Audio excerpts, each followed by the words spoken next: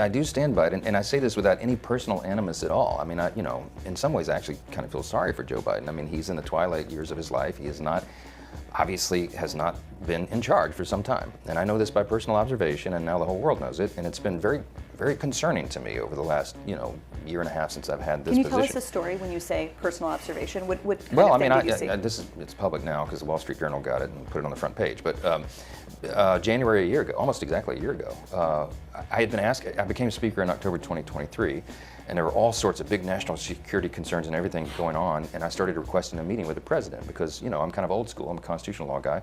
Speaker of the House should be able to talk to the President, especially in times of great national interest and calamity. But they wouldn't let me meet with him, and his staff kept giving me excuses. This went on for like 8 or 9 weeks. I'm sorry, Mr. Speaker, he doesn't have time. What are you talking about? I'm second in line of the presidency. He has time. I need to talk to him.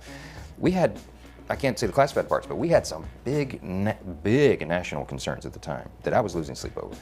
Finally, I just went to the Hill press corps and I said, the president is not being allowed to meet with the speaker. There's a problem. So they started putting pressure on him. Long story short, they finally relented. They invited me to the White House. I show up and I realize it's actually an ambush because it's not just me and the president. It's also Kamala Harris, Chuck Schumer, Hakeem, you know, the CIA director, everybody. And then, so I walked in the Oval and, I know what this is. This is they're going to hotbox the speaker on Ukraine funding. That's what it was. This is probably third week of January. We sit down, we're in the midst of it, and the whole conversation, and I'm going, we don't need to have this conversation. The president reaches over just like this. We're sitting right next to the fireplace in the Oval, and he grabs my arm and he says, the speaker and I just need a couple minutes together. Would y'all just leave us alone? And I looked up on the faces of some of the staff standing around the wall, and they're like, oh, no, he did it. So he called it. He's the commander-in-chief. So everybody leaves, and he and I are standing awkwardly in the middle of the Oval Office, right over the rug by that coffee table. And I said, Mr. President, thanks for the moments. You know, this is very important. I got some big national security things I need to talk to you about that I've heard and I think you know, and what do we do? But first, real quickly, Mr. President, can I ask you a question? I cannot answer this from my constituents in Louisiana. Sir, why did you pause LNG exports to Europe? Like, I don't understand, you know, liquefied natural gas is in great demand by our allies. Why would you do that? Because you understand, we just talked about Ukraine. You understand you're fueling Vladimir Putin's war machine because they got to get their gas from him, you know.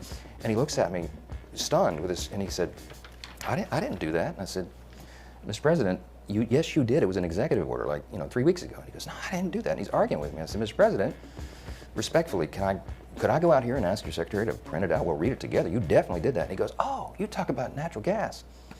Yes, sir. He said, no, you misunderstand. He said, what I did is I signed this thing we're gonna conduct a study on the effects of LNG. I said, no, you're not, sir. You paused it. I know. I have the export terminals in my state. I talked to those people this morning. This is doing massive damage to our economy, national security. It occurred to me, Barry, he was not lying to me. He genuinely did not know what he had signed. And I walked out of that meeting with fear and loathing because I thought, we're in serious trouble. Who is running the country? Like, I don't know who put the paper in front of him, but he didn't know.